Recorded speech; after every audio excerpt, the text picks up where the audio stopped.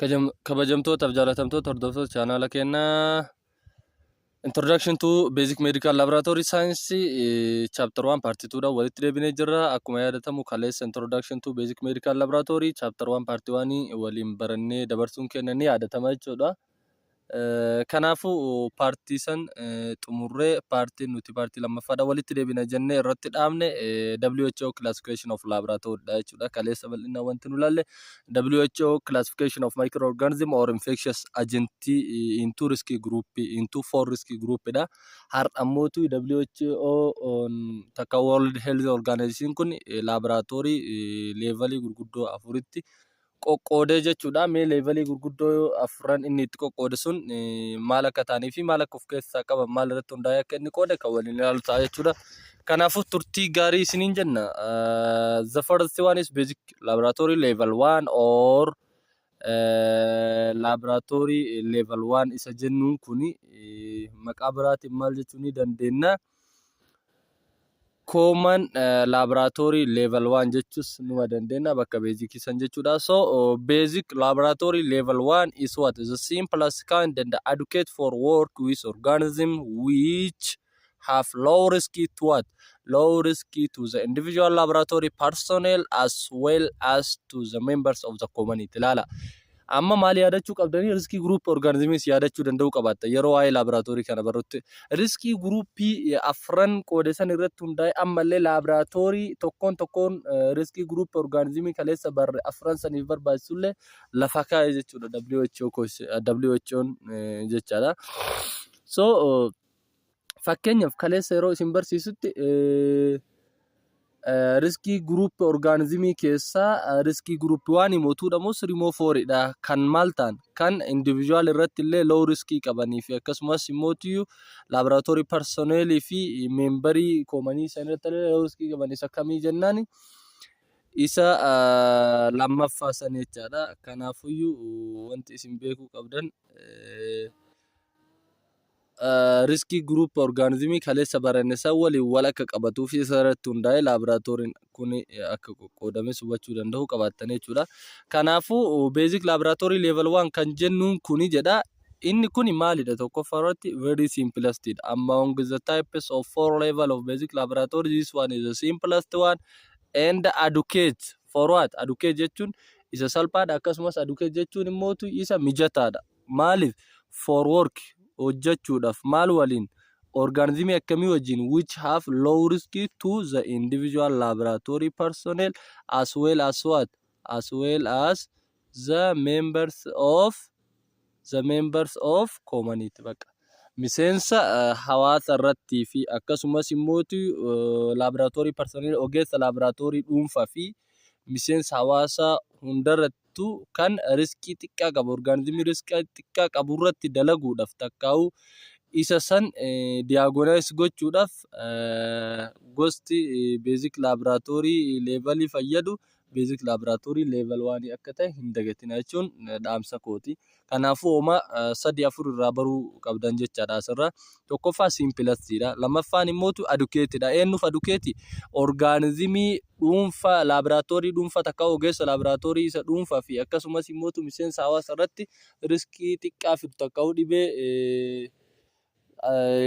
severe taane takka dhibee salphaa fidu irratti dalaguudhaaf mijataa kan ta'edha jechuudha. Kanaafuu laboratoriin kun organismii dhibee organismoota laboratory personnel dhuunfaa fi akkasumas immoo miseensa hawaasa irratti dhibee salphaa fidan qorachuudhaaf takka mootuu keessatti testii gochuudhaaf kan nu tajaajiludha jechuudha kan dhaabbateedha jechuudha gosa laboratory kana.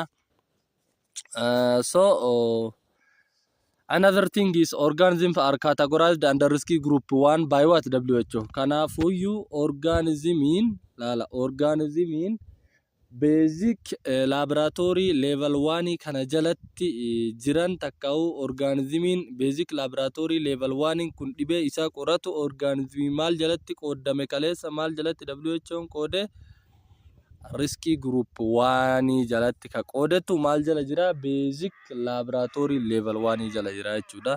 The organisms are unlikely to cause human disease. Kaleessa isiniin jedhee jira. This organism riskii group 1 organism maal isiniin jedhe this organism are unlikely to cause human disease jenne organismiin kuni dhibee ilma namatti fiduudhaan hin beekaman. Maal jala kan jira riskii group 1 jala kan jiran. Kanaafuyyuu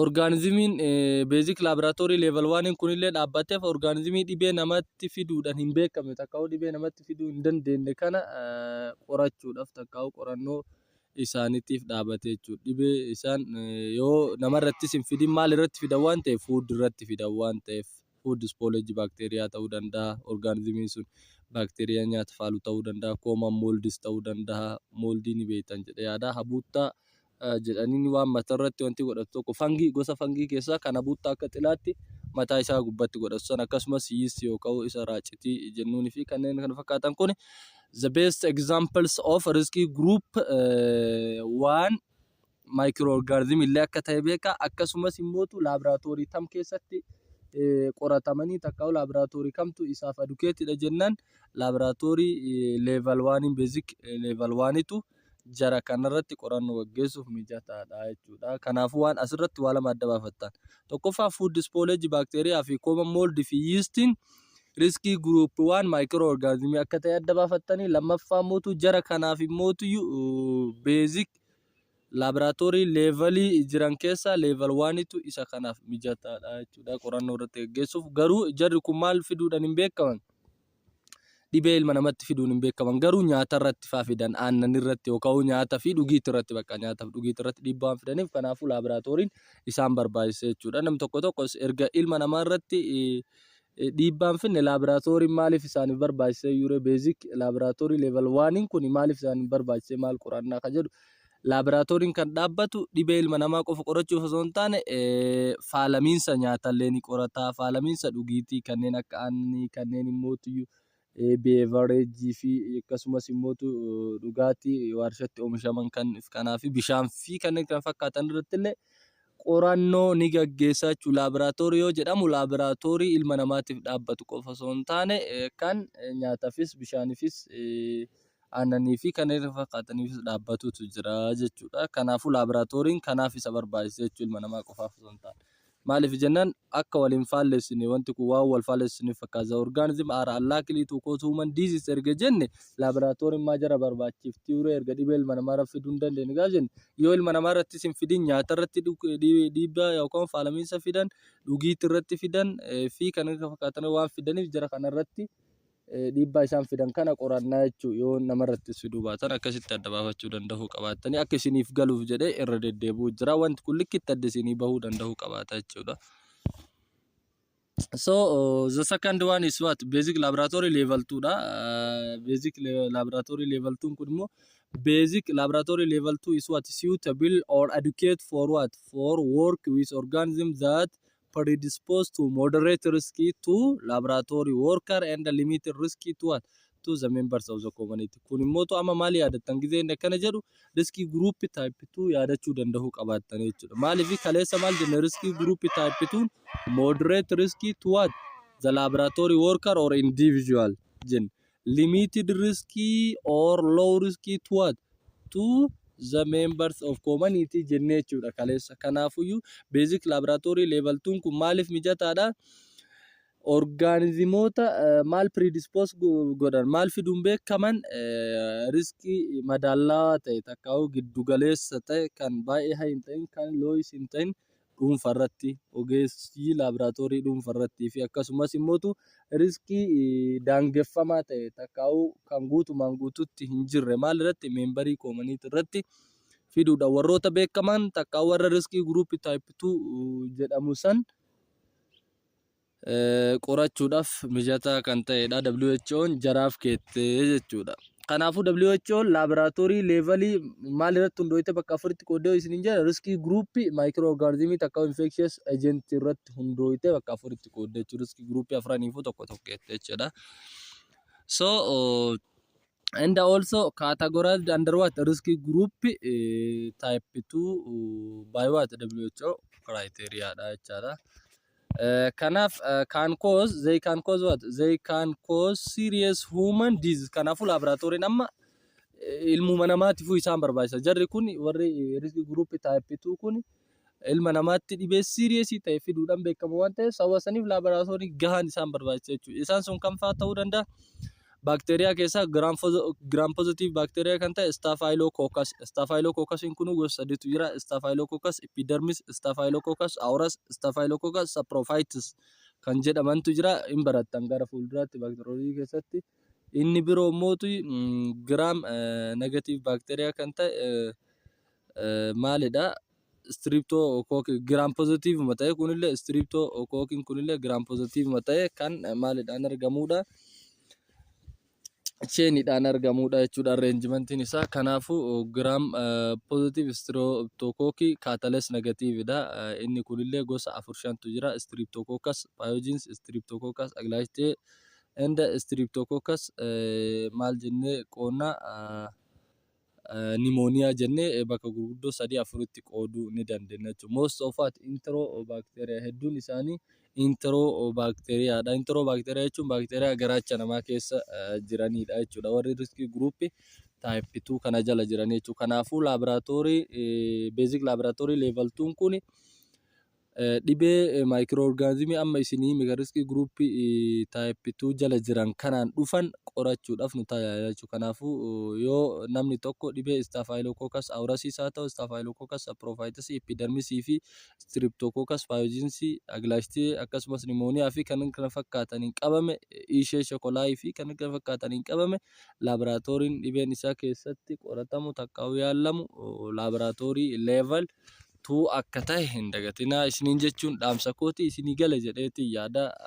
Maaliif jennaan koorsiin kun koorsii kiyya wanna isiniin galle koomantis ta'e akka feetantti gaafachuu dandeettan akka fedhetti isin ibsuu danda'a waan ta'eef waa takka illee natti hin fakkaatu jechuudha. Kanaaf yaaddayna waan isiniin galle bilbilaanis ta'e akkasumas immoo maaldhaanis gaafachuu dandeettanii koomantiidhaanis gaafachuu ni dandeessu jechuudha. Waanuma feetanu. Inni sadaffaan immoo maqaan isaa basic laboratory level 3 kun maqaan isaa maal jedhama? Containment lab jedhama. Containment lab kanaafuu firoomsa irratti yoo isin dhufe laboratory level 3 tu containment jedhama. Even qormaata exit irratti bara keenyaa dhufe jira jechuudha. Containment lab kan ta'e kami jedhee dhufe kanaafuu kam taha? Basic laboratory level 3 taha jechuudha. So this basic laboratory level 3 is more advanced and it is what used for work with infectious organism. Inni kun more advanced baay'ee fooyya'aa kan ta'edha inni sadaffaa kun. Ammallee maaliif fayyada? Infectious organismii akkaan dhibee daddabarsoo ta'an irratti qorannoo gaggeessuu tajaajila. Fakkeenyaaf Mycobacterium tuberculosis kaleessa isiniin Mycobacterium tuberculosis risk group type 3 jala jira isiniin jedhe. Dhibee maaliif fida? TB namatti fida, takka'u tuberculosis kana namatti fida. Inni biraa immoo salmonella dha. Salmonellaan immoo maal namatti fida? Typhoid namatti fida jechuudha. Akkasumas immoo HIV fi kana fakkaatan hundi isaatu maal jala jira? Risk group 3 jala jira jechuudha. Kanaafuu warra risk group 3 jala jiran hunda isaatiif laabiraatooriin dhibee organismii risk group 3 jala jiraniin namatti dhufe hunda qorachuudhaaf tajaajilu containment lab yookaan immoo basic laboratory level 3 akka jedhamu adda baafadhaa isiniin jedha. More advanced illee maaliif fayyadallee infectious organism akkaan dhibee daddabarsan Mycobacterium tuberculosis kan dhibee TB namatti fiduun beekamtu, salmonella typhi kan dhibee typhoid namatti fiduun beekamtu, akkasumas immoo HIV virusii kan dhibee AIDS namatti fiduun beekamtu fi kanneen kana fakkaatan warri risk group type 3 jala jiran hundi isaa dhibeen jaraan dhufe laboratory kam keessatti ilaalama? Containment lab takka'u basic laboratory level 3 jalatti akka ilaalamu adda baafadhaa isiniin jedha. The principle is what to remove from basic lab those organisms which are what particularly hazardous. Principle in takau qajelfamni laboratory level 3 takau containment kun barbaachise maalif jedha to remove dhabamsiisuuf takau baasuuf from basic lab laboratory bu'uuraa takau mootu level 1 fi 2 irraa jechuudha. Level 1 fi 2 sun basic lab jedhamani jara sanirraa baasuuf jedha maal those organisms which are what particularly hazard organismoota san kan maal ta'an kan baay'ee hazard ta'an balaa ta'an fayyaa namaatiif akka malee infectious ta'an san adda baasanii qorachuudhaaf jedhanii laabiraatoorii level 1 fi level 2 irraa organismii san adda baasuuf jedhamee dhaabbatee jechuudha. Containment laabiin takka level 3 kun jechuudha. Kanaafuyyuu level 1 fi level 2 sun maqaan isaanii maal jedhamanii basic laboratory jedhamanii jechuudha. Laboratory bu'uuraa jedhaman. Inni sadaffaa mootu containment jedhama jechuudha. Kanaafuu akkasitti adda baafachuu danda'u qabaatanii among the following which one can be basic laboratory which one can be considered as basic laboratory yoo jedhamta level 1 fi level 2 dha jechuudha. Level 3 containment and more advanced jedhama. Level 4 illee kan itti deemnu ta'a jechuudha. Sababbii level 3 kun immoo barbaachiseef basic laabii sanirraa infectious organismii kan ta'e kan hazardii hamaa geggeessan san adda baasuudhaaf organismiin sun akka achi keessa itti hin qoratamne. Achi keessatti qoratame individual laboratory personally akka malee miidhuu danda'a. Hawaasatti illee babal'atuu danda'a waan ta'eef sababa saniif laboratoriin kophaa isaan barbaachifte jechuudha. Laboratoriin kophaa isaan barbaachisuun level 3 takka containment laabii jedhamti malee basic hin jedhamtu jechuudha. Akkasitti akka adda baafattan basic hin jedhamu sadaffaa fi afraffaa. Hayyee kana fakkaata. So the objective is what to expose objectiin takka kaayyoon isaa immoo to expose as a few people as possible to the risk of sababbiin isaa kaayyoon isaa tuttuqqii xiqqeessuu fi akkasumas immoo possible risk of what infectious riskiin takkaa'u daddarbiinsi dhibee suni akka xiqqaatu fi akkasumas immoo wal tuttuqqilleen akka xiqqaatu gochuuf kanaafuu kaayyoon isaa dhibeen suni organismiin sun very hazardous organismiidha very infectious organismiidha dhibee akka malee warra daddabarsuun beekamu daddabarsiinsa dhibee san riskii daddabarsiinsa dhibee sanii xiqqeessuu fi akkasumas immoo exposure tuttuqqii laboratory personnel fi organismii san wajjin jirullee maal gochuudha xiqqeessuudha. Osoo basic laboratory keessa ta'e basic laboratoryin advanced hin taane ka fooyya'ee miti meeshaa gahaan qabu waan ta'eef tuttuqqiin heddummaata taanaan immoo hazardii fi akkasumas immoo infectionii hin heddummaata jechuudha. Riskiitu heddummaata. Sababa saniif riskii individuaalii laboratory personnel san xiqqeessuu fi akkasumas tuttuqqii xiqqeessuuf jedhanii kophaatti riskii groupii type 3 kanaaf laboratory containment or level 3 jedhamtu kophatti qopheessanii jechuu kaayyoon isaa kana. Yoo kaayyoo isa illee gaafatamtan akka hin daganne isin jechuun dhaamsa kiyya. It is separate room with what controlled access by what authorized staff only laal. Inni kun laal hundarra more advanced wanni jedhameef maali? Basicii lameen sanirra advanced kan jedhameef maali? It is separate jedha laala. It is separate. Inni separate roomidha jedha. Roomii kophaa baatedha jedha. With what? Akkuma kophaa baatetti immoo maal qabdu? With controlled access by what? Authorized staff only. Staffii authorized taate ka itti ramadamte ka beekamtii qabdu kan mootu waan sanitti dandeettii qabdu ogummaa qabdu qofatu seenaa jedha. San qofatu to'atuu danda'a malee namni hundi akkuma arga itti seenee laboratory personnel hundi akkuma arga itti seenee isa saniin faallamee takka tuttuqqiidhaan bahee dhibee fudhachuu hin danda'u jechuudha. Nama murtaa'e qofatu nama waan sanitti ogummaa qabu nama tokko lama qofa itti ramadanii jarruuyyuu mootu control accessii qabdi. Ruumiin sun ruumii birarrallee qoodamaadha kophaa jira jechuudha. Fakkeenyaaf amma ruumiin TB kophaa jira nama TB sanirratti authorized ta'e malee laboratory personnel hundiin hojjetu. Nama tokko yookaan lama qofatu yeroo hunda TB ruumirra dalagaa jechuudha itti ramadanii. Maaliif namichi sun authorized personidha nama likkitti beekamtii qabuu fi akkasumas immoo ogummaa itti qabudha jechuudha. Kanaafuu riskiin sun namichuma san qofarratti gaafata jechuudha. Nama biraatti taruu hin danda'u. Akka laboratory biraa namummaan fedhe osseenee bahee waan fedhe walitti haasee waan fedhe wal gaafatee bahuu hin danda'u jechuudha. Even dhukkubsataan fagootti irraa eegamaa jechaadha.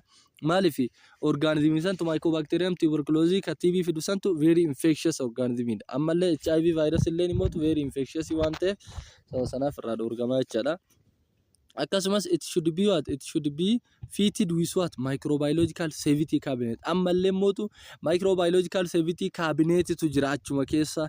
Warrummaan namichummaan authorized ta'e tokkichi yookaan lamaan achi keessatti ramadame ka dalagu ka ogummaa qabu sunu microbiological safety cabinet san fayyadamee cabinet san jalaan harka qofa itti galchee harka qofaan dalaga malee maaliin dalaguu hin danda'u, qaama hundaan exposure ta'uu hin danda'u. Fuulalleen fagoo irraa jira.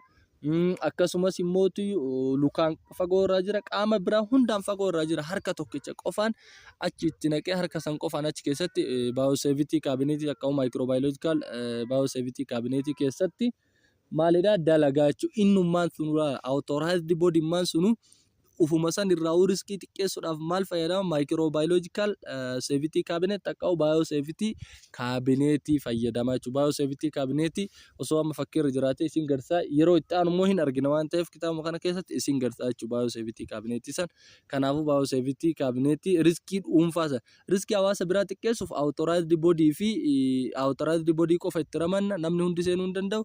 Separated roomidha, roomii biraatirraa namichi riskii ofirraa akkamitti hir'isa kan jedhuuf immoo microbiological safety cabinet akkasumas biosafety cabinet ka jedhamu meeshaa jedhamu fayyadamee ofirrumaa riskii xiqqeessa jechuudha. Kanaafuu namicha san ka authorized ta'errallee riskii xiqqeessine, hawaasa biroo koomaniitirrallee riskii xiqqeessine jechuudha. Kaayyoon isa sadaffaa kana containment takkaa'u level 3 kana akka ta'e akkana hubattan isin jechuu barbaade. Akkasumas immoo it is ventilation should be what, arranged. Ammallee ventilations qabaachuu qaba. Maaliif jennaan ventilation sun qilleensaan daddarba. Microorganismii riskii group 3 jala jiran kanatu qilleensaan illee ni daddarba. Hunda osoo hin taane gariin fakkeenya mycobacterium tuberculosis dhibee TB qilleensaan daddabarsa dropletidha. Qilleensi sun akka gama authorized body takkaa'u laboratory personnel authorized ta'e achi keessa dalagu san irrattuu dhiibbaa hin finne, biosafety cabinet kanarratti maaltu jedhama, ventilation jedhama. Ventilation beektan daddabarsituu qilleensaa jechuudha. Qilleensa kana gara authorized body jiru kan osoo hin taane gara isarraa faallaa ta'etti bubbisaa jechuudha qilleensa. Kanaafuu dhibeen suni namichuma authorized ta'ee achi keessa dalagu tokkicha sanuu qilleensaan qabamuu hin danda'u jechuudha. Carraa qilleensaan qabamuu hin danda'u, irraa bilisa ta'a jechuudha. Maaliif jennaan ventilation kun gama isaatiin osoo hin taane gama productitti achiitiin gama duubatiin biosafety cabinet duubaan kaa'ama. Kanaafuu gama saniin irraa bahee taraa jechuudha. Kana ventilation qaba, microbiological safety cabinet illee of keessaa qaba, separated roomidha. Ammallee authorized staff qofatu seenaa, namni hundi seenuu hin danda'u. Staff beekamtii qabuu fi ayyama qabu yookaan ogummaa qabu qofatu seenaa fi kan fakkaatan level 3 takka humootu containment jalatti akka argattan hin dagatina. Qormaata irratti ni gaafatamtan. Ammaan guutuu following which one can be true about level 3 laboratory yoo jedhamtan takka humootu among the following which one is false about containment laboratory level yoo jedhamtan type 3 gaafatamtanii waan kana akka hin daganne isin jechuun dhaamsa kiyya jechaadha. The fourth one, the name of the fourth one is maximum containment lab. Containment masadaffaa kana ta'e maximum irra moo fooyya'an malee. Ka sadaffaatu fooyya'aadha. Irra fooyya'an immoo afraffaa maximum containment lab jedhama laala. Very advanced jechaadha kuni. Kanaafiyyuu basic kan jedhaman level 1 fi level 2 qofa akka ta'e hin dagatina. Type 3 immoo containment akka jedhamu hin dagatina. Type 4 immoo maximum containment lab or level 4 akka jedhamu akkana jalaa hin daganne isin jechuun dhaamsa kooti. Intended for this maximum containment lab or level 4 is intended for what? Intended for lala. It intended for inni kan irratti xiyyeeffatu takkaa'u kan dhaabbate maaliif intended or stand for what? For work with viruses. Virus wajji dalaguuf yaam. Andoom yeroo tokko maal jedhani riskii group type 3 jala sila HIV illeen tureemi, HIV san riskii group type 3 jala baasanii as jala fidanii maaliif virus irratti hojjeta waan ta'eef yeroo baay'ee sun level 3 baakteeriyaa irratti illee hojjechuudhaan beekama. Level 4 kun guutumaan guututti virus irratti waan hojjetuuf HIV virusiin suni virusii waan ta'eef garuu sila akka riskii groupitti kaleessa yeroo barannu riskii group type 3 jala barannee garuu mootiyyuu Riskii gruuppii taayippii 3 jalaa baasanitti har'a laabiin isaaf barbaachisu leeval 4dha jechuudha. Maaliif vaayirasii waan ta'eef jechuudha HIV'n kun. Kanaafuu HIV illee laabraatoo kontaanimenti laabii takka leeval 3 jala kaastanii leeval 4 jala galchitanii jechuudha asitti. Kun maal irratti xiyyeeffannaan isaa maal irratti hojjeta? Vaayirasii irratti. Taayippii 3 noo takka leeval 3 tokko kontaanimentiin baakteeriyaa irratti xiyyeeffata jechuudha. So risky group for which the most strict safety precautions are what necessary jedha. Risky group 4 kuni kan akka malee safety precaution eegumsi nageenya takka humootuyyuu eegumsi jabaan isaaf barbaachisuudha. Kan sadaffaa caala'u risky group organizimii sadaffaatu eegumsa jabatu safety jabaa barbaachisaaf. San caalaa mootu strict safety'n kan barbaachisu foorii kanaaf hunda caalaa baakteeriyaadhaafis ni barbaachisa. Sadaffaa jala baakteeriyaadha miira baay'ina baakteeriyaadhaafis ni barbaachisa. Baakteeriyaa caalaa mootu safety'n precaution eegumsi safety takka mootu nageenya kan barbaachisuuf baakteeriyaa caalallee osuma baakteeriyaaf barbaachisu vaayirasiidhaaf irra barbaachisa jechuudha. Maaliif jennaan vaayirasiin as jala jira waan ta'eef kanaafuu these labs are what usually separate buildings with strictly what controlled access through decontaminant showers. Amma kun dabalata akkuma type 3 san separated room idhaame roomii kophaa baate kun immoo separate building gamoo dha'uu kun roomii bicha osoo hin taane gamoo roomii hedduu of keessa qabu ka kophamatti bahe. Maaltu barbaachisa akkuma sanii controlled access ni barbaachisa garuu controlled access ka sadaffaa sanarra waan adda isa godhu strictly dha kun akka malee barbaachisaaf kanaaf sanillee osuma controlled access barbaachisu achi keessa las jiru kanaaf strictly barbaachisa jabatu barbaachisa jechuudha. Suruwaat maalillee qaba kun dabalataan immoo decontaminate showers shaaworii waa decontaminate ittiin gootu ka waa ittiin dhiitullee barbaachisa kanaaf saniif garuu decontaminate shaaworiin hin jiru sadaffaadhaaf wanti kunniin hunduu ni jira. Kanaafuu irra maalirree fooyya'aadha jechuudha. Irra eegumsi jabaan barbaachisaa fi jechuudha. Akkasumas immoo all air from rooms is what filtered before what discharge to what discharge to atmosphere. Laal qilleensi achi keessaa bahu karuumii san keessaa bahu hundi isaa osoo gara atmosferiitti gadi hin dhiifamne dursee maal ta'uu qaba? Filterri ta'uu qaba, gingilfamuu qaba, gingilfamee baha. Ka garuu type 3 sun immoo namichumarraa authorized staff marraa qabameetuma ventilationiidhaan baha. Kun garuu ventilationuma gubbaa filtreeshiniitu jira. Filtreeshiniin irra kaa'amee filterde osoo hin taane gadi hin dhiifamu garuma atmosferiitti. Maaliif jenna vaayirasiin akka malee serious hazardidha takka'u serious infection fida baakteeriyaa caalaa jechuudha. Kanaafuu serious infection waan fiduuf gamoo atmosferiittu namichumarraa qofa qabamee gadi hin dhiifamu. Namicharrallee qabamee akkasumas immoo hawaasatti osoo gadi hin dhiifamne qilleensa atmosferiitti osoo gadi hin dhiifamne ventilation san gubballee gingilchaan kaa'amee gingilfamee bahuu qabaa jechuudha. Ka dhibee fidanii fi ka dhibee hin finne filtreeshina gingilchuu jira. Gingilfamee gaafa bahe ruqooleen isaallee akka malee dadhabaa deema waan ta'eef kanaafuu dhibee fiduudhaaf hamma agasmara dandeettii hin qabu jechuudha. Haala kana hubachuu danda'uu qabaannaa inni itti aanu structures of laboratory service jedha. Caasaa tajaajila laboraatooriidha. Mee caasaan tajaajila laboraatoorii kun maal akka ta'e kan waliin ilaallu ta'a jechuudha. A medical laboratory service must be integrated with what? The health care system which exists in the country dha. Medical laboratory servicein tajaajilli medical laboratory maal ta'uu qaba jedha. Dirqama health care system keessatti integrated ta'uu qaba, qindaa'uu qaba jedha. Keessa galuu qaba jedha. Which exists in the country. Health care system takka eegumsa fayyaa maal keessa jiru biyyattii san keessa jiru keessatti integrate ta'uu qaba, qindaa'uu qaba jedha. These functions as a network. Function akkana kun yoo medical laboratory servicein kun health care system biyyattii keessatti integrate ta'e keessatti qindaa'e takka keessa gale. Function akkana kun networkii ta'aa jedha. Which could be what accessible and provide a service that is what needed by akkuma networking ilma namaa wal qunnamsiisu yoo medical laboratory servicein kun health care system biyyattii keessa jiru keessa kan galu taate akka networking tajaajila akkuma networking nama wal qunnamsiisuun beekamu inni kunillee maal access gochuuf tajaajila hawaasaaf barbaachisu akka hawaasni barbaadu san access gochuuf qopheessuu fi akkasumas immoo kennuudhaaf baay'ee barbaachisaadha jechuudha. Akka neetwoorkiin nama quunnamsiisuuf barbaachisutti fayyummaan ilma namaa akka argamtuuf barbaachisaa jechuudha. This networking consists of networking maalii kun?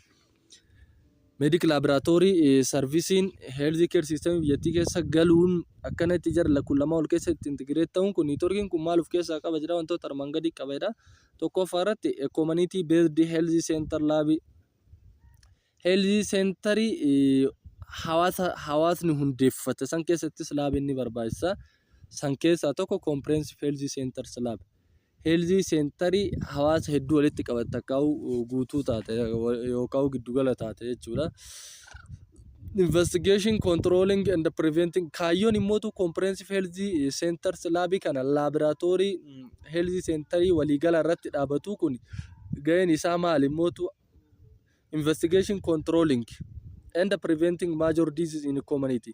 Dhibeelee gurguddoo hawaasa keessa jiran san ittisuu fi akkasumas immoo argatee maal godhu control gochuu bakka inni jiru sanitti dhaabu. Akkasumas immoo staffed by what? Lab personnel. Namni inni hundeeffamuun illee maali? Lab personnel takka ogeeyyii laboratory sanii maal taha? Staffed kan ta'edha kan hundeeffamuudha jechuudha. Promote healthy by health education. Akkasumas immoo maali fayyummaa jajjabeessa maal gochuudha waa'ee fayyaa barsiisuudhaan hawaasa keessa deemee haadholii keessa deemee daa'imman hawaasa sanii keessa deemee hawaasa san haadholii san barsiisuudhaan maal godha healthy promote godha jechuudha waa'ee fayyummaa kana kaka'umsa namaaf kenna jechuudha. Able to perform basic tests testoota bu'uuraa ta'an hojjetu ni danda'a. Testoonni bu'uuraa sun kanneen akkamiiti?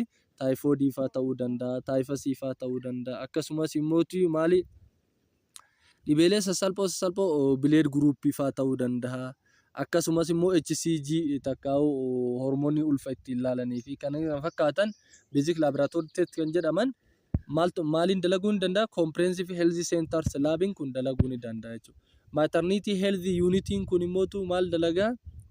Maternity health unit or MCH kan jennu kun staffed with what? Nursing staff trained by what? MLS.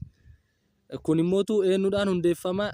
Staffii nursii kan maaliin leenjite kan maaliin qaramte MLS medical laboratory science dhaan qaramteen hundeeffama jechuudha.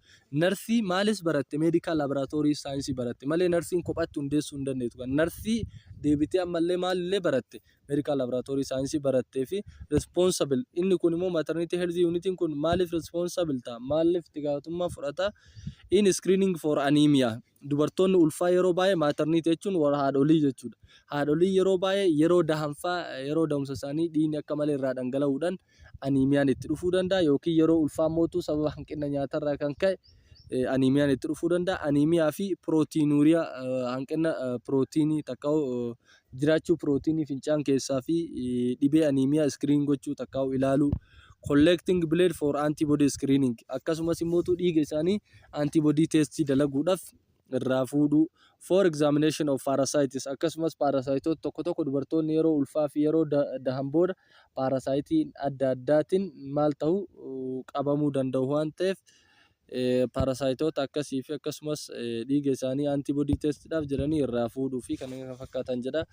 Inni itti aanumotu district hospital laboratory kun immoo ka aanarra jiru suni ka health centeriin ka gandarra jiru kun amma ka aanarra jiru immoo district aanarra waradaa kan jiru jechuudha.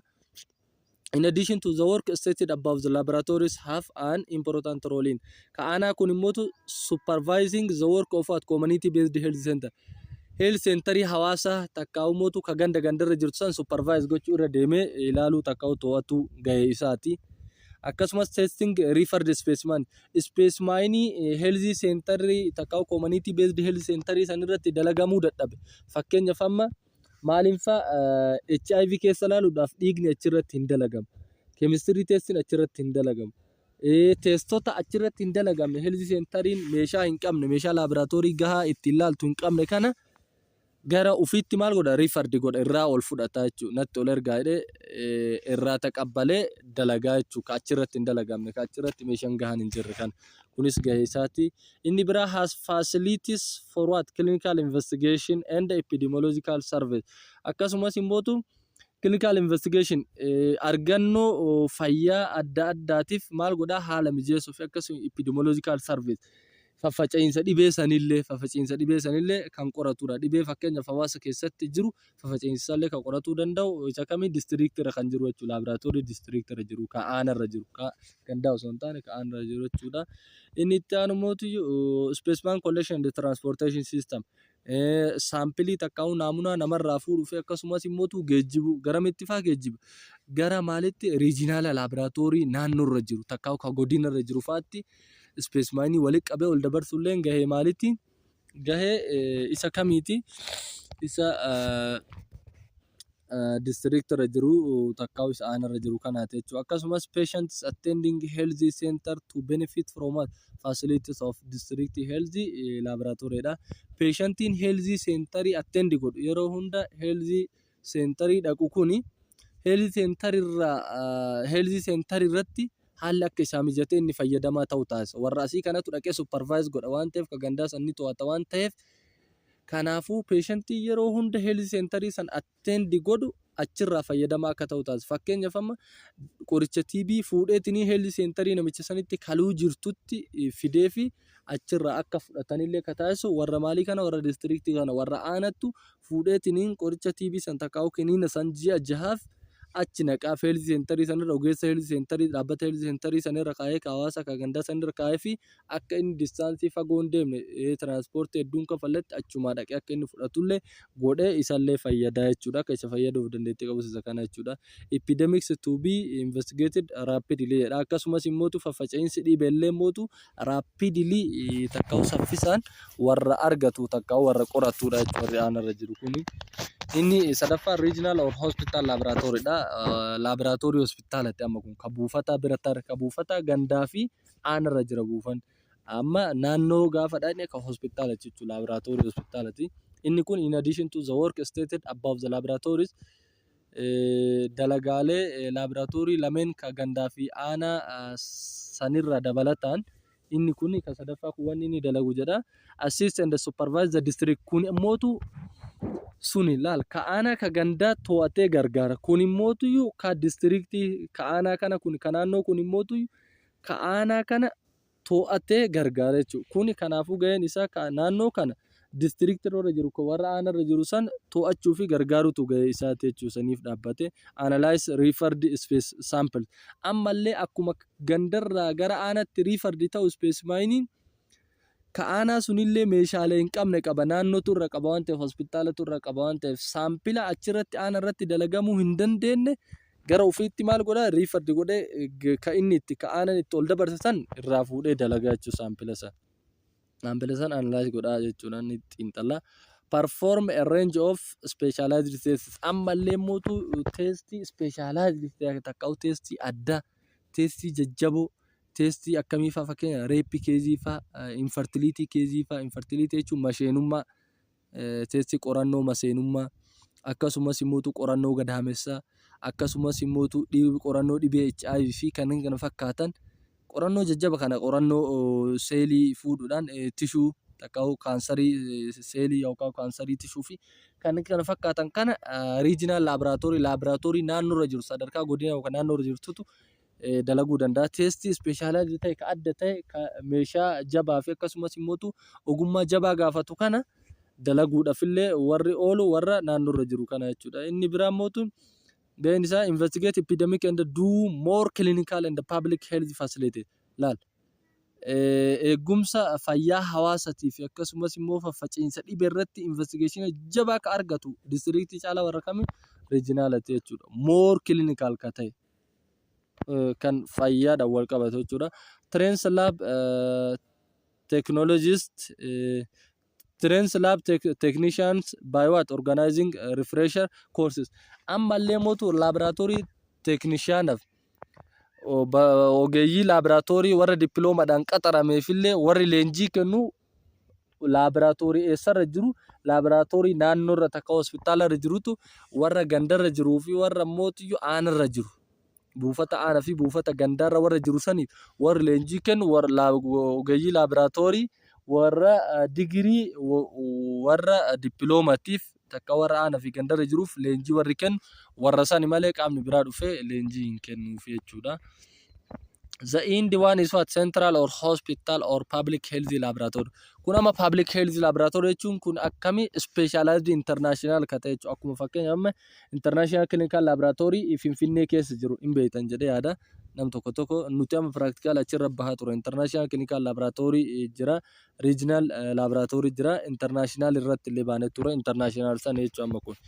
In addition to the work stated above, dabalata dalagaa laboratory sadan olii sanitti aanee assistant supervisor regional gargaaruu fi assist gochuu gargaaruu fi akkasumas immoo to'achuu analyze refer specimen ammallee saampilii naannoon dadhabde immoo kan naannoorraa itti ol tarullee dalaguudhaan beekamanii perform a range of specialized kunillee mootu specialized kasan caala kan naannoon dadhabde caala specialized ta'e ka ogummaa warra naannoo san caala barbaadu dalaguudhaaf tajaajila investigate epidemic and do more clinical and public health facility dha akkasumas immoo trains lab technician by organizing what refresher courses jedha kanaafuyyuu inni sadaffaati fi inni afraffaan garaagarummaa hedduu hin qaban jechuudha almost walitti dhiyaatanii jechuudha wal to'atan malee walitti dhiyaatanii jechuudha dalagaan isaanii kanaafuyyuu inni ittaanu summary of laboratory service network dha central or national reference laboratory kun as jira gubbaa kan laala jalqaba eessarraa ka'a saampiliin tokko eessarraa ka'a laala bakka inni irraa ka'u health centeroota jira la health center laboratory jira health center laboratory jalli kun hundi isa ergas eessa dhaqa warri jalaa kun eessatti dabarsa bakka kana laala warri jalaa kun eessatti dabarsa warri jalaa kun fuudhee districtitti dabarsa districtiin immoo yoo hojjechuu dadhabe waan san eessatti dabarsa regionalitti dabarsa regionaliin eessatti dabarsa naashinaali takka internaashinaalitti dabarsaa jechuudha kanaafuu districtootni kun hedduu ta'uu danda'a maali health centeriin hedduu ta'uu danda'a district illeen hedduu ta'uu danda'a regionaliin tokko naashinaal illeen tokko laboratory singiliidha hin baay'atu jechuudha laal kamturra baay'ata nambariidhaan xiqqaataa deema gaafa gara walitti deema health centeriin hedduu ta'uu danda'a buufanni gandootarraa hedduu ta'uu danda'a kanaanarraa mootu sanirra xiqqaatu mala jechuudha hospitaal kan regional kanaan irraa tokko qofa ta'uu danda'a. Kan naashinaala yookaan internaashinaala tokko ta'aa jechuudha. Xiqqaataa deemaa jechuun hin heddummaatu. Maaliif dalagaa isaatti ijoodha waan ta'eef jechaadha.